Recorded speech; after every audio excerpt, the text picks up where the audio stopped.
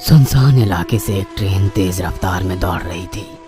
Train की लोहे की पटरियों पर गुजरते हुए तेज आवाज रात के सन्नाटे में कुछ ज्यादा ही डरावनी लग रही थी।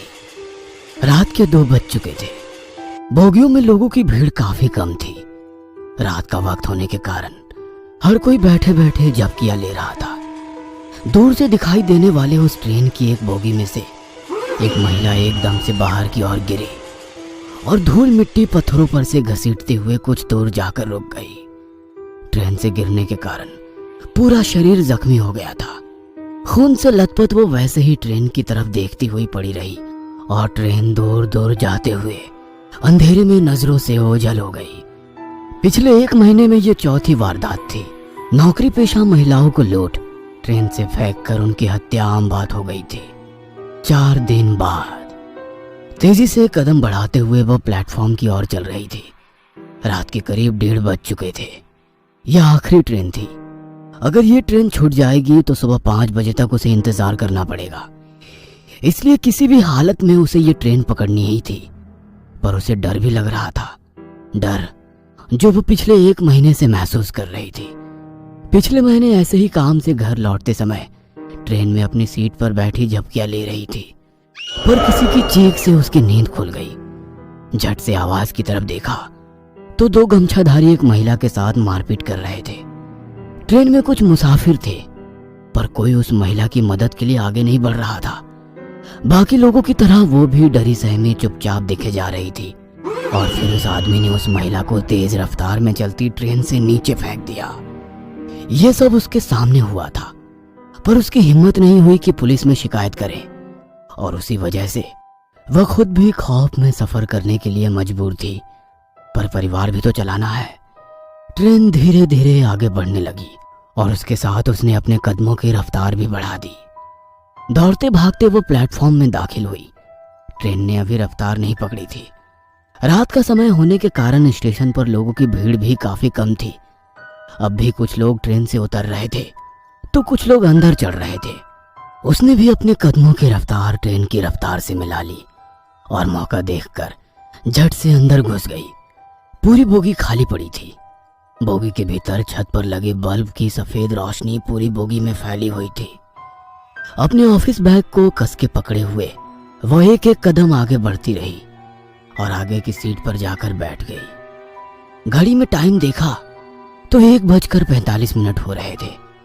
बाईं तरफ वाली खिड़की की कांच खोलते ही तेज हवा के साथ तेज बारिश की एक लहर खिड़की से अंदर आई। उसी के साथ झट से उसने खिड़की बंद कर ली। अपने हाथ पर गिरी बारिश की बूंदें चुनरी से पोंछ रही थी कि तभी उसकी नजर पैरों में पड़े न्यूज़पेपर पर पड़ी। बड़े अक्षरों में लिखी वह अखबार से उसके दिल की धड़कन ही पल भर के लिए रुक गई। फिर एक बार चलती ट्रेन से नौकरी पेशा महिला को नीचे फेंक दिया गया। नीचे मरने वाली महिला की धुंधली सी तस्वीर थी। जिस डर को वो नजरअंदाज करने की कोशिश कर रही थी, वह डर रह रहकर उस पर हावी हो रहा था।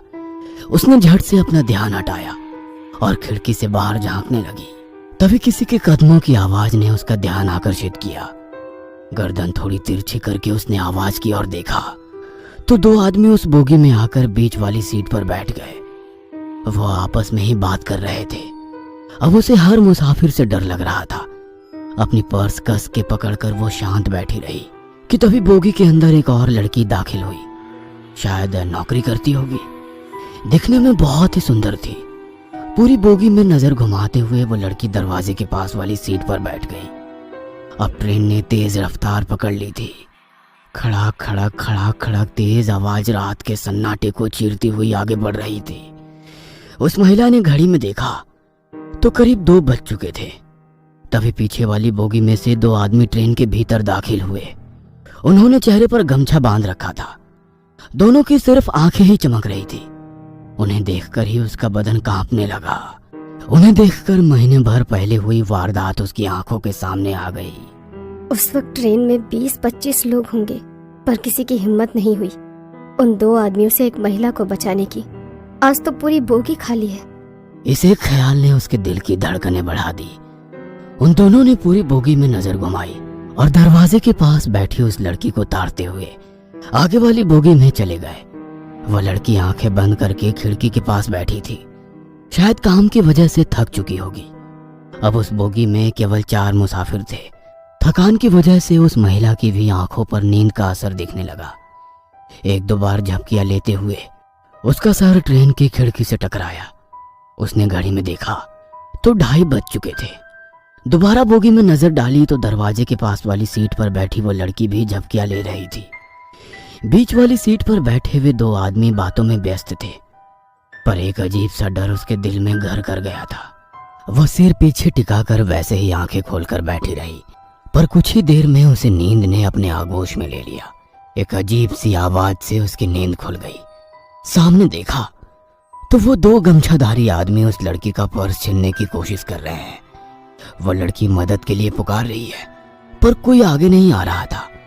वह महिला भी डर के कारण चुपचाप बैठी थी। सामने की घटना देख उसका जिस्म कांपने लगा। बेबस होकर वो सिर्फ देख रही थी।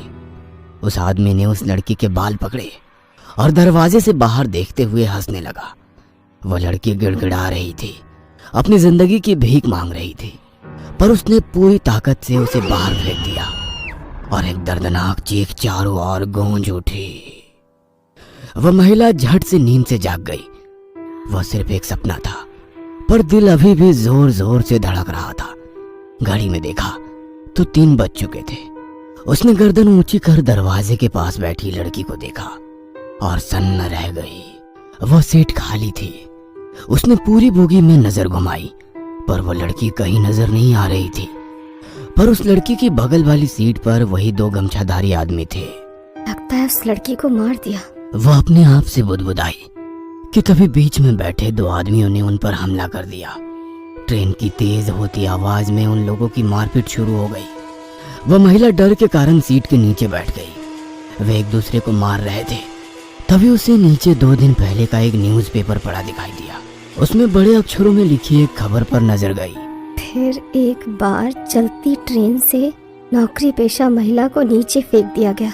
नीचे मरने वाली महिला की तस्वीर थी। उसने वो न्यूज़पेपर हाथ में लिया। तभी नीचे घसीटते हुए एक आदमी जान बचाकर भागता नजर आया। पीछे वही गमछाधारी आदमी चला आ रहा था। अब उस औरत को भी समझ आ गया कि आज उसे भी चलती ट्रेन से नीचे फेंक दिया जाएगा। डर के कारण उसकी आंखों से पानी आने लगा। जमीन पर घसीटता वो आदमी सामने देख रुक गया। जमीन पर पड़े उस आदमी के माथे पर किसी ने गन लगाई थी। वह बंदूक देखकर महिला ने जीने की आस ही छोड़ दी। डर के कारण अपने घुटनों के बल नीचे बैठी उस महिला ने सामने देखा और दंग रह गई। हाथ में गन लिए वही लड़की थी जो दरवाजे के पास बैठी थी। तभी पीछे से आ रहे गमछाधारी ने नकाब और चादर हटाई। वो 2 पुलिस वाले थे। हाथ में गन पकड़ी वो लड़की बोली, मन तो करता है यही तुम दोनों की खोपड़ी खोल दूं, ताकि तुम जैसे हैवान दोबारा किसी लड़की को कमजोर समझने की गलती ना करें। हवलदार, ले चलो इन दोनों को, खातिरदारी जो करनी है। वो लड़की तो इंस्पेक्टर थी। उस महिला की जान में जान आई। जमीन पर पड़े न्यूज़पेपर को उठाया। मरने वाली औरत की तस्वीर देख सन्न रह गई। तस्वीर उसकी खुद की थी। शायद उसकी रूह इंसाफ के लिए तड़प रही थी, जो आखिरकार मिल गया था।